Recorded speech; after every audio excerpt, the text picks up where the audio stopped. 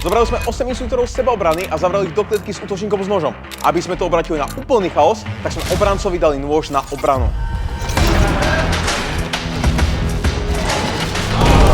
Nôž versus nôž, 25 sekúnd v uzamknutej klietke. Dokáže toto niekto prežiť? Celú sériu natáčame v spolupráci s Rokasom, zakladateľom USDC, najväčšej self-defense reality TV show na svete. Celé natáčanie prebehlo ešte pred vydaním prvej epizódy 3. sezóny, takže naši inštruktori nemali ani tušenie, čo sa bude diať a na čo sa majú pripraviť. Sorudu zbrane zapájame do tréningu neustále. Najviac preferovane teleskopický obušok, ktorý tvorí drtivú väčšinu tréningu v Sorudu.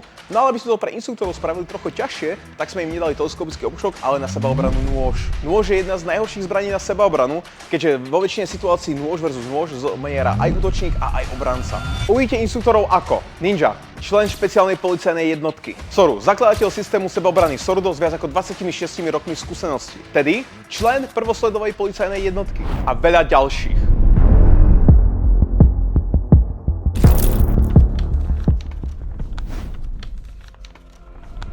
Ve všech předchozích USDC simulacích nám zakazovali používat jakýkoliv zbraně. Teď nám dovolili vzít si aspoň nůž. Bude to naše chvíle, nebo ne? Oba dva mají nůž, jsou zamčený proti sobě v kleci na 25 sekund. Jak uvidíte, většina těch bojů by neměla šanci trvat takhle dlouho. Pokusíme se tedy alespoň počítat zásahy, aby jsme zjistili, kdo by měl větší šanci na přežití. Používáme pěnový nůž, aby ani obránce, ani útočník nemuseli brát jakýkoliv ohledy, mohli bodat do obličeje, mohli bodat do krku. Výhoda toho pěnového nože je maximální bezpečnost, nevýhoda je, že ani jeden neucítí žádný zásahy, takže s velkou pravděpodobností se budou chovat, jako by se vůbec nic nestalo. Ako prvý nastupuje do klietky Soru, zakladateľ systému Sorudo. Go!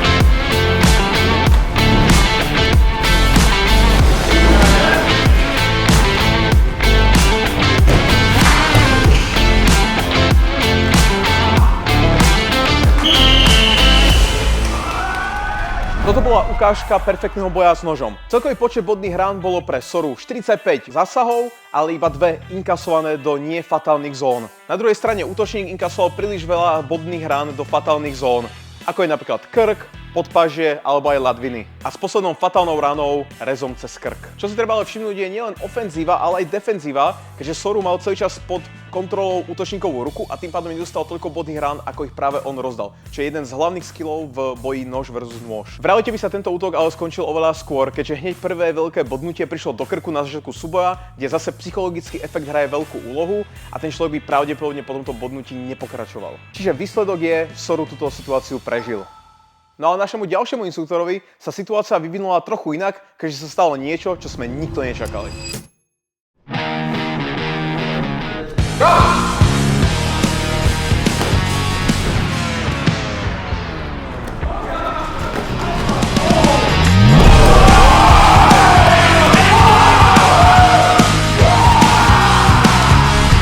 Tady jste viděli úplně ideálně příklad toho, jak to někdo může pokazit, ale nevzdat a okamžitě svoji chybu vykoupit. Tady můžete vidět, že Alex jako zkušený MMA zápasník se v té kleci opravdu cítí jako ryba ve vodě a zároveň má ze Soruda naboucháno hodně proti noži. Takže i ve chvíli, kdy mu jeho vlastní zbraň vypadla, nezaváhal, dostal útočníka na zem a dobil ho jak psa. Najväčšie highlighty tohto výkonu bolo blokovanie noža a trafenie útočníka a silné kladiva na konci, ktoré by celý útok zastavili. Celkovo bol tento výkon hodnotený ako veľmi dobrý, keďže celkový súčet rán bol 6 rán do útočníka na 0 bodných rán inkasovaných a hneď prvá rána, ktorá presekla útočníkovi ruku. Záverom sa tedy stal druhým inštruktorom, ktorý túto modelovú situáciu prežil. A ďalší na rade bol Ninja.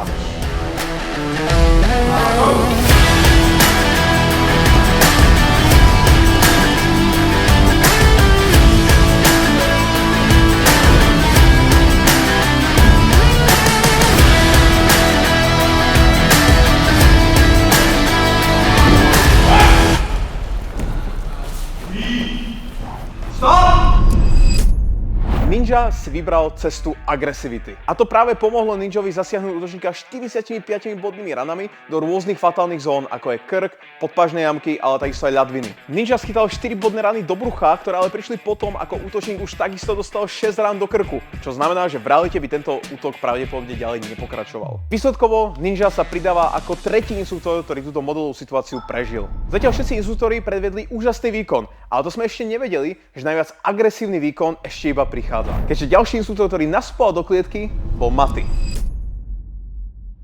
Tím, že přijdeš do klece, dostaneš už do ruky, tak taktika byla jako pobodej ho na citlivých místech dřív než on tebe.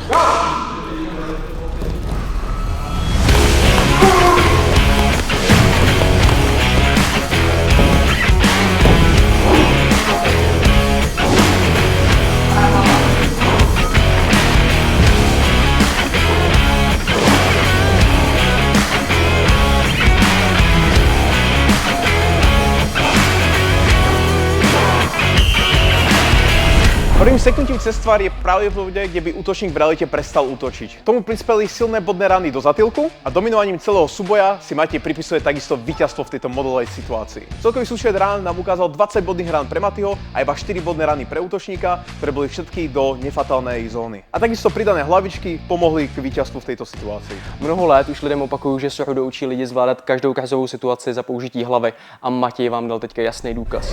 Dokáže nôž pomôcť sebaobrane žene, ktorá čelí útočníkovi s nožom? To uvidíme práve teraz, keďže do klietky nastupuje Jana. Teď máš nůž k dispozici.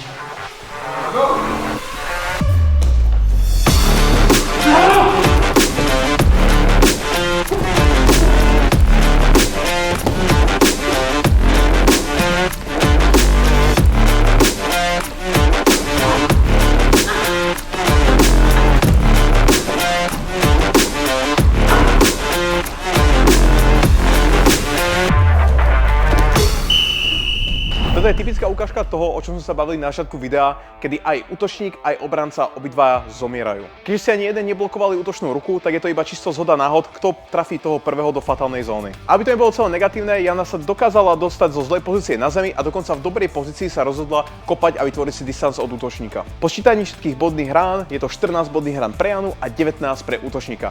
Čiže zatiaľ jediný instruktor, ktorý túto situáciu neprežil. Jana měla všechny tyhle simulace opravdu těžký. Většinou čelila protivníkům o 20 až 70 kg těžší než je ona sama, což ve chvíli, kdy může velmi málo používat moment překvapení, je opravdu hodně znát. Ale všimněte si, jak oproti ostatním videím, jenom to, že vzala do ruky pěnový nůž, kolik jí to dalo sebedůvěry a kolik líp si v tomhle boji vedla, než v předchozích videích. No a ďalší na rade bol člen prvosledovej hliadky Teddy. Máš nůž. Go!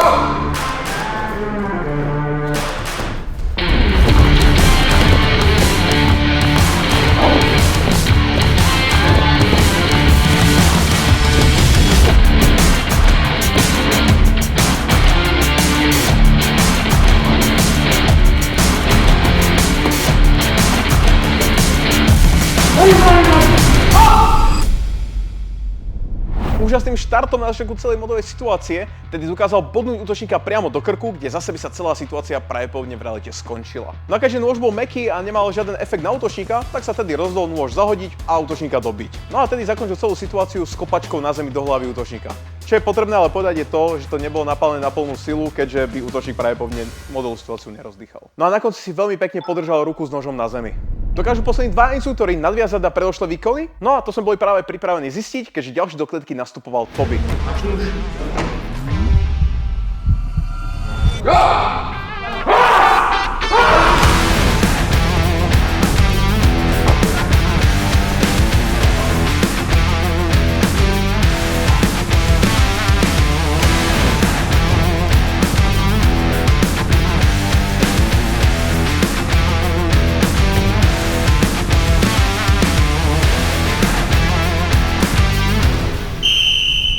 Na rozdiel od ostatných instruktorov sa Tobias netrafil podorovou bodnou ranou do útočníka a preto ten súboj pokračoval ďalej. Celý často opakujeme pravidlo toho prvého zásahu, lebo ten bude v reálnej sebaobrane rozdávať najviacej. Je to o tom, kto bude môcť po prvej rane prevziať iniciatívu a nadviazovať ďalej ďalšími technikami. To je v reálnej sebaobrane jedno z najdôležitejších vecí. Čiže v prípade noža, ak útočníka trafíte priamo do krku na začiatku, tak máte sa 15 sekúnd, dokým padne do bezvedomia. Podobne ako pri Matejovom príklade, keď útočníka rezol cez celú tvár, tak je veľmi malá šanca, že by útočník ďalej chcel pokračovať v útoku. Keď sa obidvaja, aj útočník aj obranca navzájom trafili do krku, tak je veľmi ťažko povedať, kto by tú situáciu vyhral, čiže výsledok je, že zomiera aj obranca a aj útočník. Dokáže nás posledný instruktor obratiť tento horko-sladký koniec na ultimátne finále? To teraz záleží na Tomovi.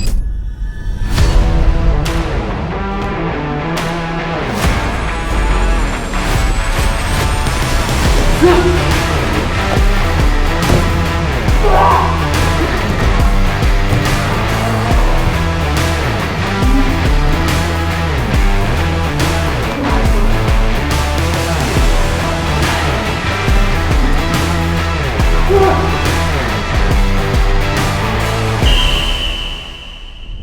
Tom poráža útočníka a získava pre Sordo poslednú výhru tohto dňa. Tom otočil zlú pozíciu na zemi a dokázal zachytiť útočníkovú ruku s nožom. Vo finálnom súčte Tom trafil útočníka 21 krát, s tým, že posledné rany bola skoro každá jedna do krku, tým pádom ukončil útočníka a bol zasiahnutý iba raz do nefatálnej zóny. No ale to nie je všetko. V nasledujúcich týždňoch sa môžete tešiť na ďalšie epizódy Blade Cageu, neočakávaných útokov, rôzne útoky v domácom prostredí a takisto aj rôzne modelové scenáre v aute. No aby vám to neuniklo, tak určite zanechajte odber a sledujte náš Patreon, kde všetky tieto epizódy budú vychádzať v predstihu a bude tam aj takisto viacej exkluzívneho kontentu. Ďakujem všetkým Patreonom za podporu a vidíme sa pri ďalšom videu.